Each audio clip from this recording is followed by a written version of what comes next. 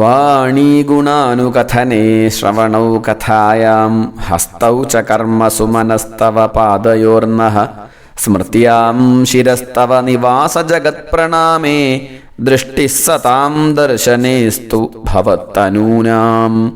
ഗോവിന്ദനാമസങ്കീർത്തനം ഗോവിന്ദ ഗോവിന്ദ.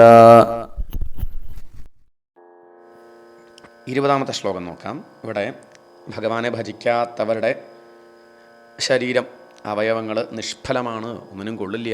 അത് ഭഗവാനെ ഭജിക്കുന്നതാണ് വേണ്ടത്. അതാണ് ഇന്ദ്രിയങ്ങളുടെ സാഫല്യം എന്നാണ് പറയേണ്ടത്. നോക്കാം നമുക്ക് ആ ശ്ലോകം 20. ബിലേബതോരുക്രമവിക്രമാണ്യേ ബിലേബതോരുക്രമവിക്രമാണ്യേ ന ശൃണ്വതഃ കർണപുടേ നരസ്യ ജിഹ്വാസതി ദാർദുരികേവ സൂത ന ചോപഗായത്യുരുഗായഗാഥാഃ. ബിലേബതോരുക്രമവിക്രമാണ്യേ ന ശൃണ്വതഃ കർണപുടേ നരസ്യ ജിഹ്വാസതി ദാർദുരികേവ സൂത ന ചോപഗായത്യുരുഗായഗാഥാഃ. ബിലേ ബത ഉരുക്രമവിക്രമാണിയേ. എന്താണ് അർത്ഥം? എന്താ പറയണത്? ഉരുക്രമവിക്രമാനിയേ. ഉരുക്രമവിക്രമാൻ എന്താ അർത്ഥം? ഉരുക്രമൻ ഭഗവാനാണ്, വിക്രമം ഭഗവാന്റെ ആ കേമത്വം. ഉരുക്രമവിക്രമാൻ ഭഗവാന്റെ ലീലകൾ, ഭഗവാന്റെ ആ അപദാനങ്ങൾ എന്നൊക്കെ താല്പര്യം.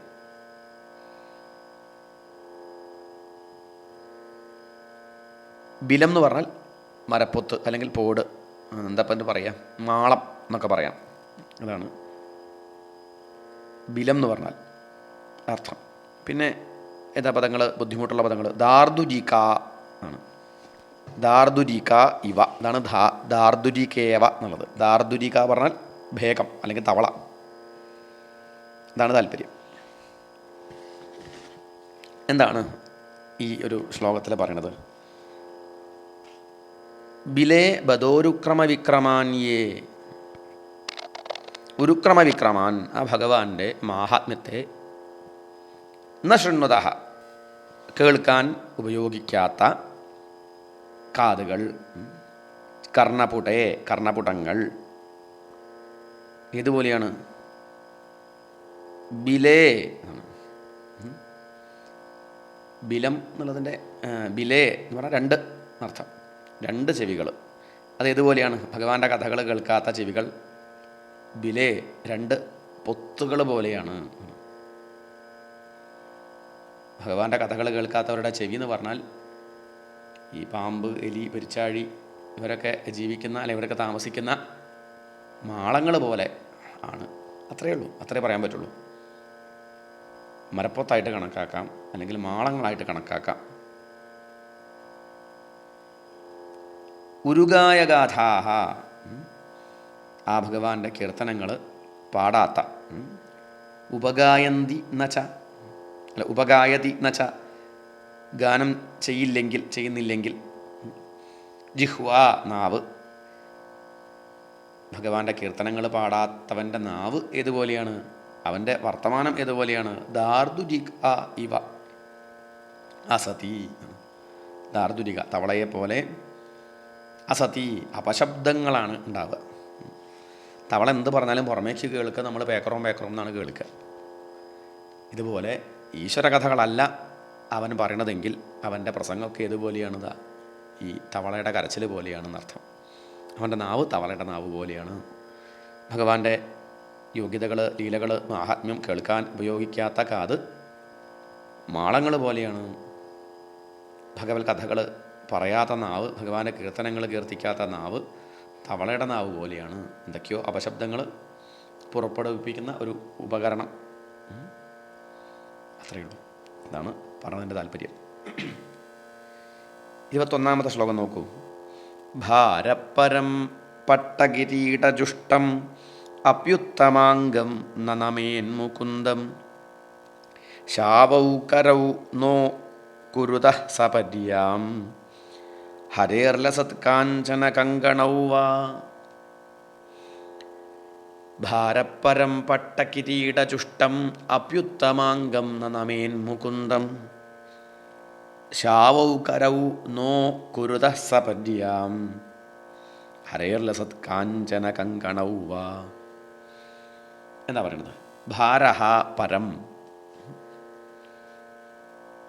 പട്ടകിരീടജുഷ്ടം അപി, പട്ടകിരീടത്തെ ധരിച്ചതാണെങ്കിലും പട്ടുതലപ്പാവ് ചൂടിയതായാലും കൂടി, ലക്കയമായിട്ടുള്ള കിരീടം വെച്ചതാണെന്ന് പറഞ്ഞിട്ട് കാര്യമില്ല. ഉത്തമാംഗം എന്ന് പറഞ്ഞ ശിരസ്, ആ ശിരസ് മുകുന്ദം എന്ന നമേത്, ആ ഭഗവാനെ മുകുന്ദനെ നമിക്കുന്നില്ലെങ്കിൽ പട്ട് തലപ്പാവ് ചാർത്തിയിട്ട് കാര്യമില്ല, സ്വർണ്ണക്കിരീടം ചാർത്തിയിട്ട് കാര്യമില്ല. അങ്ങനെ പട്ട് തലപ്പാവും സ്വർണ്ണക്കിരീടമൊക്കെ ചാർത്തിയതാണെങ്കിലും ഭഗവാനെ നമസ്കരിക്കാത്ത ആ ശിരസ് ഏതുപോലെയാണ്? ഭാരഹ പരംഭാരഹ, അത് വലിയ ഭാരമാണ്. എവിടെ? കഴുത്തിന് മുകളിൽ ഭാരം. ഭഗവാനെ നമിക്കാത്ത ശിരസ് എന്ന് പറഞ്ഞാൽ ആ ശിരസിന് എന്തുകൊണ്ട് അലങ്കരിച്ചാലും, പട്ട് തലപ്പാവ് വെച്ചാലും സ്വർണ്ണ കിരീടം ചാർത്തിയാലും ഭഗവാനെ നമിക്കുന്നില്ലെങ്കിൽ അത് കഴുത്തിന് മുകളിൽ ഭാരം മാത്രം എന്നാണ് പറഞ്ഞത്. ലസത് കാഞ്ചന കങ്കണൗവ, നല്ല തിളക്കമുള്ള സ്വർണ്ണവളകൾ. കരൗ, കൈകൾ, നല്ല വളകളൊക്കെ ഇട്ട കൈകൾ. ഹരേഹേ സപര്യാം, ആ ശ്രീകൃഷ്ണനെ പൂജിക്കുന്നില്ലെങ്കിൽ, ഭഗവാന്റെ പൂജയെ ചെയ്യുന്നില്ലെങ്കിൽ, നോ കുരുതഃ ചെയ്യുന്നില്ലെങ്കിൽ, ശാവൗ, എന്താർത്ഥം? ശവത്തിൻ്റെ കൈ പോലെയാണ്. സ്വർണ്ണവളകളണിഞ്ഞ കേമായിട്ടുള്ള കയ്യാന്ന് പറഞ്ഞിട്ട് കാര്യമില്ല. ആ കൈകൾ കൊണ്ട് ഭഗവാനെ പൂജിക്കുന്നില്ലെങ്കിൽ, ഈശ്വര സേവ ചെയ്യുന്നില്ലെങ്കിൽ, സൽക്കർമ്മങ്ങൾ ആ കൈകൾ കൊണ്ട് ചെയ്യുന്നില്ലെങ്കിൽ ആ കൈ ഏതുപോലെയാണ്? ശവത്തിൻ്റെ കൈകൾ പോലെ അമംഗളം. എത്തായില്ലേ? വലിയ പട്ട് തലപ്പാവ് ചാർത്തിയാലോ സ്വർണ്ണ കിരീടം വെച്ചാലോ ശിരസ് കേമാവുന്നില്ല. ഭഗവാനെ നമിക്കുമ്പോഴാണ് ശിരസ്സാവണത്. അല്ലെങ്കിൽ കഴുത്തിൻ്റെ മുകളിൽ ഭാരം, അത്ര തന്നെ. നല്ല സ്വർണ്ണ വളകൾ കെട്ടിയതുകൊണ്ടൊന്നും കാര്യമില്ല. ഭഗവാനെ പൂജിക്കുന്നില്ലെങ്കിൽ ആ കൈകൾ ഏതുപോലെയാണ്? ശവത്തിൻ്റെ കൈകൾ പോലെയാണ്. കാര്യമില്ല എന്നർത്ഥം. നോക്കാം 22ാമത്തെ ശ്ലോകം. ബർഹായിതേ തേ നയനേ നരാണാം ലിംഗാനി വിഷ്ണോർന്ന നിരീക്ഷതോയേ പാദൗ നൃണാം തൗ ദ്രുമജന്മഭാജൗ ക്ഷേത്രാണി നാനുവ്രജതോ ഹരേർയൗ.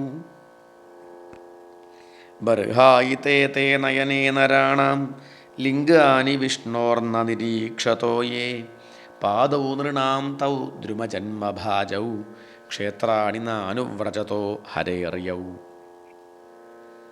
എന്താ പറയണത്? ഇനി ഭഗവാന്റെ വിഗ്രഹങ്ങളെയോ അല്ലെങ്കിൽ ഭഗവത് ഭക്തന്മാരെയോ കാണാൻ ഉപയോഗിക്കാത്ത കണ്ണുകൾ, ഭഗവാനെ കാണാത്ത അല്ലെങ്കിൽ സജ്ജനങ്ങളെ കാണാത്ത കണ്ണുകൾ ഏതുപോലെയാണ്? ബർഹായിതേ തേ നയനേ നരാണാം. ബർഹായിതേ എന്നാണ് പീലിക്കണ്ണുകൾ. ബർഹം എന്ന് പറഞ്ഞാൽ മയിൽപ്പീലിയാണ്. ബർഹായിതേ എന്ന് പറഞ്ഞാൽ മയിൽപ്പീലിക്കണ്ണുകളോട് തുല്യങ്ങൾ എന്നർത്ഥം. ബർഹായിതേ, പീലിക്കണ്ണുകൾ പോലെയുള്ളവയാണ് അർത്ഥം. എന്ത്? നയനേ നരാണാം. നരാണാം തേ നയനേ, മനുഷ്യരുടെ ആ കണ്ണുകൾ. എങ്ങനെയുള്ള കണ്ണുകൾ? യേ വിഷ്ണോഹോ ലിംഗാനി ന നിരീക്ഷതഃ. ലിംഗാനി വിഷ്ണോർന്ന നിരീക്ഷതോ യേ. വിഷ്ണോഹോ, വിഷ്ണുവിൻ്റെ, ലിംഗാനി മൂർത്തികളെ, ഭഗവാന്റെ വിഗ്രഹങ്ങളെ, അതല്ലെങ്കിൽ ഭഗവാന്റെ വിഗ്രഹങ്ങളായ സജ്ജനങ്ങളെ, അങ്ങനെ അർത്ഥമെടുക്കാം. സജ്ജനങ്ങളെ കാണാത്ത കണ്ണുകൾ, ഭഗവത് സംബന്ധമായ കാര്യങ്ങൾ കാണാത്ത കണ്ണുകൾ ഏതുപോലെയാണ്? ബർഹായിതേ, പീലിക്കണ്ണുകൾ പോലെയാണ്. മയിൽ കാണുന്നത് മയിൽപ്പീലിയിലുള്ള കണ്ണുകളെ കൊണ്ടല്ല, മയിലിൻ്റെ കണ്ണുകൊണ്ടാണ്. പീലിയിൽ കണ്ണുപോലൊരു സാധനം കാണാം, പക്ഷേ അതിന് പ്രയോജനമില്ല. കാണാൻ പറ്റുമോ? കാണാൻ സാധിക്കില്ല. മയിൽ കാണുന്നത് പീലിക്കണ്ണുകൊണ്ടല്ല, അതിൻ്റെ കണ്ണുകൊണ്ടാണ്. ഇതുപോലെ പീലിക്കണ്ണ് പോലെ നമ്മുടെ മുഖത്ത് രണ്ട് സംഗതി ഉണ്ടെന്നേ ഉള്ളൂ. ഭഗവാനെ കാണുന്നില്ല, സജ്ജനങ്ങളെ കാണുന്നില്ലെങ്കിൽ അതൊരു അലങ്കാരം മാത്രം, അതിലപ്പുറം ഒന്നുമില്ല. പിന്നെയോ പാദൗ നൃണാം തൗ ദ്രുമ ജന്മഭാജവും എന്നാണ്. ദ്രുമജന്മഭാജവും. ദ്രുമം മരം, മരത്തിൻ്റെ പിറവിയോടൊത്തവയാകുന്നു. ദ്രുമജന്മഭാജവും എന്നാണ് താല്പര്യം.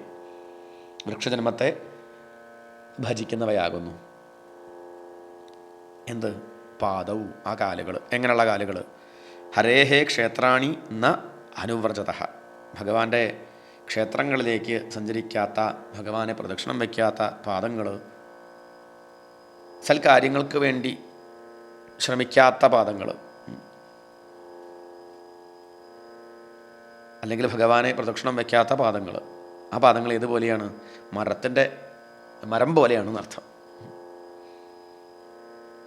മരക്കാലുകൾ പോലെ ഉപയോഗശൂന്യമാണ് എന്നർത്ഥം. മരക്കാല് എന്തെങ്കിലും കാര്യമുണ്ടോ? കാര്യമില്ല. അതുപോലെ വ്യക്തമായില്ലേ? ഭഗവാന്റെ വിഗ്രഹങ്ങളെയോ അല്ലെങ്കിൽ ഭഗവത് ഭക്തന്മാരെയോ സജ്ജനങ്ങളെയോ കാണാൻ ഉപയോഗിക്കാത്ത കണ്ണുകൾ പീലിക്കണ്ണ് പോലെയാണ്. മയിൽപ്പീലിയുള്ള കണ്ണ് പോലെയാണ്. മയിൽപ്പീലി കണ്ണ് പോലെ പ്രയോജനം ഇല്ല എന്നർത്ഥം. അതാണ് താല്പര്യം. ഭഗവാനെ പ്രദക്ഷിണം വയ്ക്കുന്നില്ലെങ്കിൽ, ക്ഷേത്രത്തിൽ പ്രദക്ഷിണം വയ്ക്കുക, ക്ഷേത്രങ്ങളിലേക്ക് സഞ്ചരിക്കുക, ഒന്നും ചെയ്യുന്നില്ലെങ്കിൽ ആ കാലുകളെ കൊണ്ട് എന്ത് പ്രയോജനം? അത് മരക്കാല് പോലെ ഉപയോഗശൂന്യമാണ് എന്നർത്ഥം.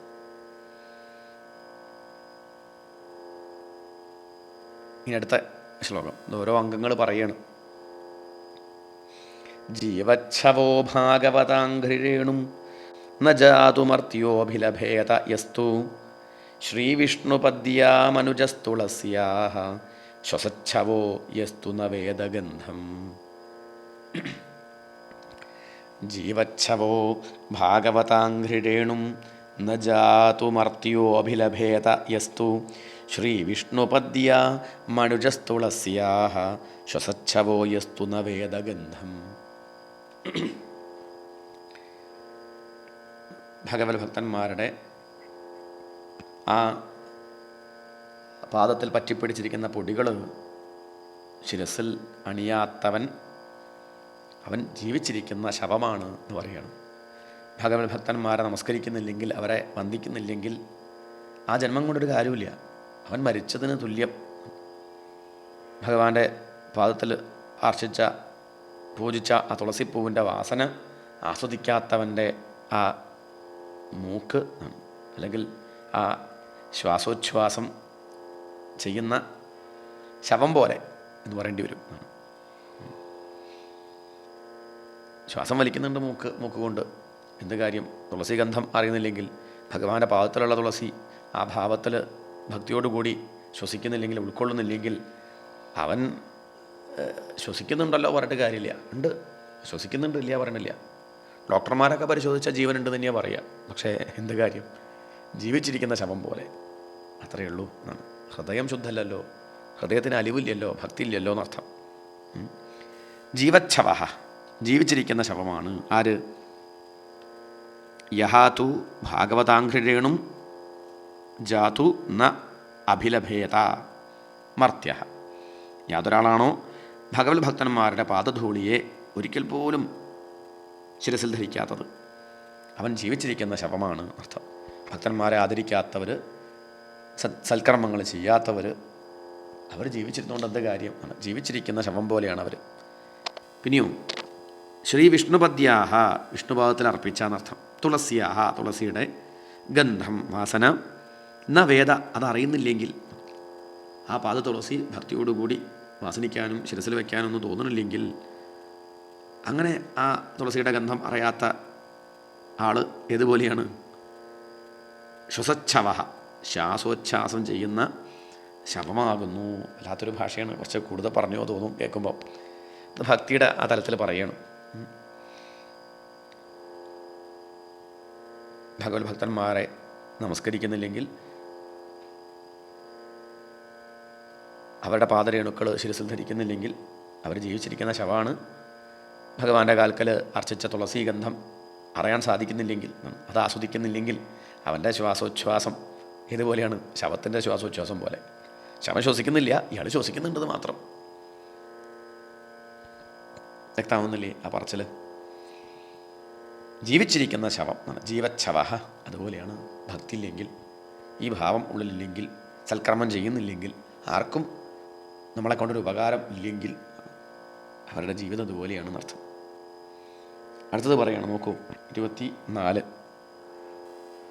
തദശ്മസാരം ഹൃദയം ബതേദം യത് ഗൃഹ്യമാണൈർഹരിനാമധേയൈഃ ന വിക്രിയേതാഥ യദാ വികാരോ നേത്രേ ജലം ഗാത്രരുഹേഷു ഹർഷഃ.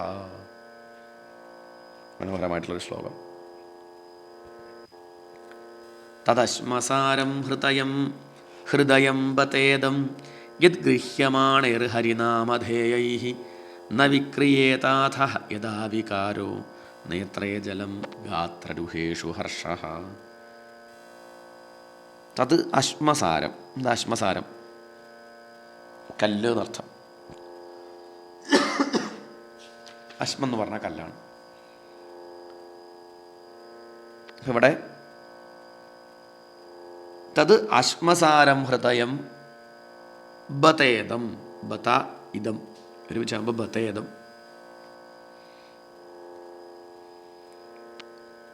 യത് ഗൃഹ്യമാണൈഃ ഹരിനാമധേയൈഃ ന വിക്രിയേതാഥ യദാ വികാരഃ നേത്രേ ജലം ഗാത്രരുഹേഷു ഹർഷഃ. എന്താ പറയണത്? ഭഗവാന്റെ ആ കഥകൾ കേൾക്കുമ്പോൾ അല്ലെങ്കിൽ കീർത്തനം ചെയ്യുമ്പം ഹൃദയം അലിയുന്നില്ലെങ്കിൽ അവൻ്റെ ഹൃദയം ഏതുപോലെയാണ്? അശ്മസാരം, കരിങ്കല്ല് പോലെ അർത്ഥം. കല്ല് പോലെ കടുപ്പമുള്ളതാണെന്ന് താല്പര്യം.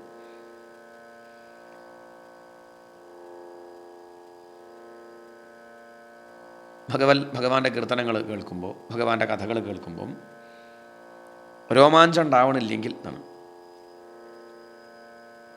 ആനന്ദ കണ്ണീരുണ്ടാവണില്ലെങ്കിൽ അവരുടെ ഹൃദയം ഏതുപോലെയാണ്? കല്ല് പോലെയാണ്. ഹൃദയം എന്നൊന്നും പറയാൻ വയ്യ അർത്ഥം. ഇതാണ് ഇവിടെ വിസ്തരിക്കുന്നത്. തത് ഹൃദയം അശ്മസാരം. ഭഗവാന്റെ കീർത്തനങ്ങൾ കേൾക്കുമ്പോൾ ഗൃഹ്യമാണൈഃ ഉച്ചരിക്കപ്പെടുന്ന ഹരിനാമധേയൈഃ ഹരിനാമങ്ങൾ, ഭഗവാന്റെ കീർത്തനങ്ങൾ, ഭഗവാന്റെ കഥകൾ, അത് കേൾക്കുമ്പോൾ ഉടൻ തന്നെ ഹൃദയം അലിയുന്നില്ലെങ്കിൽ അത് ഹൃദയമല്ല, അത് കല്ലാണ്. ഭഗവാന്റെ കഥകൾ കേൾക്കുമ്പോൾ കണ്ണിന്ന് കണ്ണീര് വരുന്നുണ്ടെങ്കിലോ രോമാഞ്ചം ഉണ്ടാവണമെന്നുണ്ടെങ്കിലോ അത് കേമാണ്. അതുപോലുള്ള ഭാവമാണ് നമുക്ക് ഉണ്ടാവേണ്ടത്. അതിനാണ് പ്രാർത്ഥിക്കേണ്ടത്. ഭഗവാന്റെ കീർത്തനങ്ങൾ കേൾക്കുമ്പോൾ, ഭഗവാന്റെ കഥകൾ കേൾക്കുമ്പം ഹൃദയം അലിയണം. അലിയാത്തവരുടെ ഹൃദയം കരിങ്കലിന് സമം.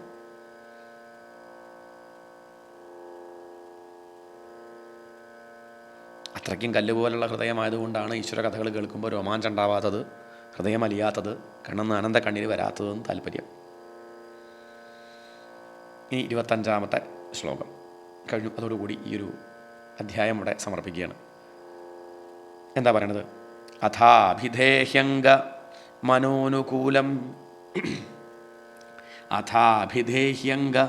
മനോനുകൂലം പ്രഭാഷസേ ഭാഗവത പ്രധാനഃ യദാഹ വയ്യാസകിരാത്മവിദ്യാ വിശാരദോ നൃപതിം സാധു പൃഷ്ടഃ.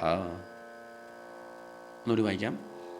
അഥാഭിധേഹ്യംഗ മനോനുകൂലം പ്രഭാഷസേ ഭാഗവത പ്രധാനഃ യദാഹ വയ്യാസകിരാത്മവിദ്യാ വിശാരദോ നൃപതിം സാധു പൃഷ്ടഃ. ആത്മവിദ്യാ വിശാരദഃ ഒരു പദമാണ്, അതുകൊണ്ടാണ് ഒരുമിച്ച് തന്നെ വായിച്ചത്. വയ്യാസഖി ആത്മവിദ്യാ വിശാരദഃ. ആത്മവിദ്യ എന്ന് പറഞ്ഞ് നിർത്തിയിട്ട് വിശാരദോ എന്ന് വായിക്കരുത്, ഒരുമിച്ച് ഒരു പദമാണ്. എന്താ പറയണത്? അഥാഭിദേഹി അംഗ. അഥാ അഭിദേഹി അംഗ. അഭിദേഹി എന്ന് പറഞ്ഞാൽ പറഞ്ഞു തരിക അർത്ഥം. അഭിദേഹി പറഞ്ഞു തരൂ. എന്ത് പറഞ്ഞു തരൂ? ആരോടാ പറയണത്? അംഗ. അംഗ പറഞ്ഞാൽ പ്രിയപ്പെട്ടവൻ എന്നാണ് അർത്ഥം. ഇവിടെ സൂതനോട് പറയാണ്. അല്ലയോ പ്രിയപ്പെട്ട സൂത പൗരാണിക, ശവനകാദികളാണ് അപ്പം പറയണത്. മനോനുകൂലം പ്രഭാഷസെ, മനസ്സിന് ഇഷ്ടമാകുന്ന മട്ടിൽ അങ്ങ് പ്രഭാഷണം ചെയ്യുന്നുണ്ട്. അങ്ങയുടെ പ്രഭാഷണമൊക്കെ വളരെ കേമാണ്. അങ്ങ് പറയണത് വളരെ രസിച്ച് ഞങ്ങൾക്ക് കേൾക്കാൻ സാധിക്കുന്നുണ്ട്. ആത്മവിദ്യാ വിശാരദഃ, ഭാഗവത പ്രധാന വയ്യാസഖി. വയ്യാസഖി പറഞ്ഞാൽ വ്യാസപുത്രൻ. ആരാത്? ശ്രീശുകൻ. ആ ശ്രീശുകൻ്റെ വിശേഷണമാണ് ആണ് മുമ്പ് പറഞ്ഞത്. ഭാഗവത പ്രധാന, ഭഗവത് ഭക്തന്മാരിൽ പ്രമുഖൻ. ആത്മവിദ്യ വിശാരദ, ആത്മവിദ്യ നല്ലപോലെ അറിഞ്ഞവൻ ആണ്. അധ്യാത്മജ്ഞാനത്തിൽ വിദഗ്ധൻ ആണ്. അങ്ങനെ അധ്യാത്മജ്ഞാനത്തിൽ അതിവിദഗ്ധനും ഭഗവത് ഭക്തന്മാരിൽ പ്രമുഖനുമായ ആ വയ്യാസഖി, ആ വ്യാസപുത്രനായ ശ്രീശുകൻ, നൃപതിം രാജാവിനോട്, ഏത് രാജാവിനോട്? പരീക്ഷിത് രാജാവിനോട്, സാധുപൃഷ്ട യത് ആഹ അഥ അഭിധേഹി, പരീക്ഷിത് രാജാവിനോട് ഭക്തിപൂർവം ചോദിക്കപ്പെട്ടപ്പോൾ ആ ശ്രീശുകൻ എന്ത് പറഞ്ഞുവോ, യത് ആഹ എന്ത് പറഞ്ഞുവോ അത് അഭിധേഹി പറഞ്ഞു തരിക. ഭക്തനായ സൂത, അയ്യോ പ്രിയപ്പെട്ട സൂതപൗരാണിക, അങ്ങ് ഞങ്ങൾക്ക് മനസ്സിലാവുന്ന വിധം വളരെ സരളമായിട്ടാണ് കാര്യങ്ങൾ പറയണത്. ഞങ്ങൾക്ക് അങ്ങേ ഇഷ്ടമായി, അങ്ങയുടെ വർത്തമാനമൊക്കെ ഞങ്ങൾക്ക് വലിയ ബോധ്യമായി എന്നാണ്. അതിനാൽ ഇത് പറഞ്ഞു തരൂ. എന്ത്? ആ പിന്നീട് പരീക്ഷിത് രാജാവ് എന്തൊക്കെ ചോദിച്ചു.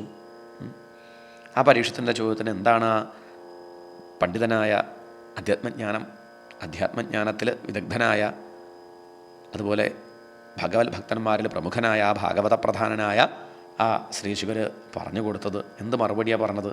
അത് ഞങ്ങൾക്ക് അങ്ങ് ദയവ് ചെയ്ത് പറഞ്ഞു തന്നാലും.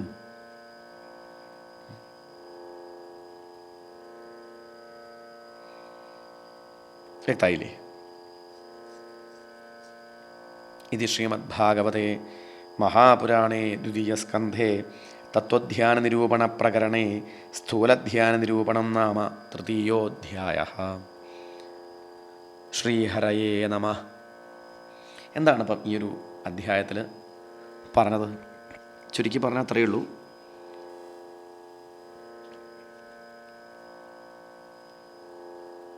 അന്യ ദേവോപാസനകൾ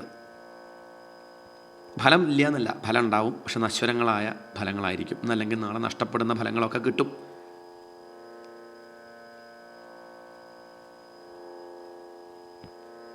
പക്ഷേ വേണ്ടത്ര ഒരു ഉയർച്ച നമുക്ക് വന്നിട്ടില്ലെങ്കിൽ, മനസ്സിന് വന്നിട്ടില്ലെങ്കിൽ ആദ്യം തുച്ഛങ്ങളായിട്ടുള്ള കാര്യങ്ങളൊക്കെ ചോദിക്കേണ്ടി വരും. തെറ്റൊന്നുമില്ല. കീർത്തി വേണം, സമ്പത്ത് വേണം, കല്യാണം കഴിയണം, കുട്ടി ഉണ്ടാവണം, ഇങ്ങനെയൊക്കെയുള്ള ആഗ്രഹങ്ങൾ തെറ്റ് പറയാൻ വയ്യ, ഒക്കെ ആവാം. കാരണം ആ ആഗ്രഹങ്ങൾ ഉള്ളിടത്തോളം കാലം മുക്തി കൊതിച്ചോളണമെന്നില്ല എന്നാണ്. അപ്പോൾ അതിൻ്റെയൊക്കെ നിസ്സാരതയും ബോധ്യപ്പെടണം. ചിലർക്കത് കിട്ടിയാൽ തന്നെ നിസ്സാരത ബോധ്യപ്പെടുള്ളൂ. അപ്പോൾ അതുകൊണ്ട് ഭഗവാനോടത് ചോദിക്കുന്നത് തെറ്റാണെന്നും പറയാൻ സാധിക്കില്ല. ആവാം, എന്തായാലും ഭഗവാനോടല്ലേ ചോദിക്കുന്നത്. പക്ഷെ നശ്വരങ്ങളാണ്, അതിനൊക്കെ എത്രയേ ആയുസുള്ളൂ. ആ കിട്ടിയതൊക്കെ നഷ്ടപ്പെടും, തീർച്ചയാണ്. പക്ഷെ അതൊക്കെ ഭഗവാനോട് ചോദിക്കുമ്പോൾ ഭഗവാനായിട്ടൊരു ബന്ധമുണ്ടായി, ഭഗവാനോടുള്ള ഏതെങ്കിലും തരത്തിൽ ഭഗവാനോട് അടുക്കും, സത്സംഗത്തിന് അത് ഉപകരിക്കും. മെല്ലെ മെല്ലെ ഈശ്വര കഥകൾ കേൾക്കാനുള്ള അവസരങ്ങളുണ്ടാവും. അതിനോട് താല്പര്യം വർദ്ധിക്കും, ഭക്തി വർദ്ധിക്കും. അത് മുക്തിക്ക് പരോക്ഷമായി സഹായിക്കും. മെല്ലെ മെല്ലെ മെല്ലെ തദ്വാര നമ്മൾ മുക്തിയിലേക്ക് എത്തും. നമ്മളുടെയൊക്കെ കഥ ആലോചിച്ചാലും ചിലപ്പം തുച്ഛങ്ങളായിട്ടുള്ള ആഗ്രഹങ്ങൾ സാധിക്കാൻ വേണ്ടിയിട്ടായിരിക്കും അമ്പലത്തിൽ വന്നതും അല്ലെങ്കിൽ പല സത്സംഗങ്ങളിൽ പങ്കെടുത്തതൊക്കെ. പക്ഷേ പിന്നീട് ചിലപ്പോൾ ആ ആഗ്രഹങ്ങളോടൊക്കെയുള്ള താല്പര്യം കുറഞ്ഞിട്ടുണ്ടാവും. തത്വം അറിയണം, എന്തിന് താൻ ഇവിടെ ജനിച്ചു അതിനെപ്പറ്റി അറിയണം, മോക്ഷ വിഷയത്തെക്കുറിച്ചാണ് ഇപ്പോൾ താല്പര്യം. അങ്ങനെ ഈ മാറാറുണ്ട്. അപ്പം അതുകൊണ്ട് അവിടേക്കൊക്കെ എത്തിയത് എങ്ങനെയാണ്? തുടക്കത്തിൽ എത്തില്ല. വേദാന്തം പറഞ്ഞാൽ അധികം പേരൊന്നും കേൾക്കാനുണ്ടാവില്ല. പക്ഷെ അതാണ് മുഖ്യം. പക്ഷെ അതെങ്ങനെ പറയണം? മെല്ലെ മെല്ലെ മെല്ലെ മെല്ലെ ആളുകളെ അവർക്ക് ഇഷ്ടപ്പെട്ട രീതിയിലേക്ക് കൊണ്ടുവന്ന് സാവധാനം അവരിൽ കാര്യമെത്തിക്കണം. ഇവിടെ ഭഗവാനെ ഉപാസിക്കുക, മറ്റു ദേവതകളെയും ഒക്കെ ഉപാസിക്കാം, തെറ്റൊന്നുമില്ല. വാസ്തവം പറഞ്ഞാൽ മറ്റ് ദേവതകളൊക്കെ ആയിട്ട് നിൽക്കുന്നതൊക്കെ ഒരേ ഒരു ചൈതന്യം തന്നെയാണ്, ഒരേ ഒരു ശക്തി, ഒരേ ഒരു ഈശ്വരൻ, ഒരേ ഒരു പരബ്രഹ്മം പല ദേവതകളിലൂടെ നമ്മളെ അനുഗ്രഹിക്കുകയാണ്. അപ്പം മറ്റ് ദേവതകളെ ഉപാസിച്ചാൽ നശ്വര ഫലങ്ങളൊക്കെയാവും ഉണ്ടാവുക. പക്ഷേ എന്നാലും ആ ഉപാസന സത്സംഗത്തിനും ഭഗവത് കഥകൾ കേൾക്കാനുള്ള അവസരത്തിനും ഒക്കെ കാരണമാവും. ഭക്തി വർദ്ധിക്കും, മുക്തിക്ക് പരോക്ഷമായി സഹായിക്കുന്നുണ്ടെന്ന് താല്പര്യം. അത് രാജാവിനോട് പറഞ്ഞു. അങ്ങനെയാണ് ആരംഭിക്കുന്നത്. പിന്നെയോ സൂതൻ അതൊക്കെ ഓരോരോ തരത്തിൽ ആരാധിച്ചാൽ ഓരോരോ ഫലം കിട്ടും, അതൊക്കെ പറഞ്ഞു. ശൗനകാദി ഋഷീശ്വരന്മാർക്ക് ഭഗവാന്റെ കഥകളെപ്പറ്റി കൂടുതൽ കേൾക്കണം എന്നുള്ള താല്പര്യം ഉണ്ടായി.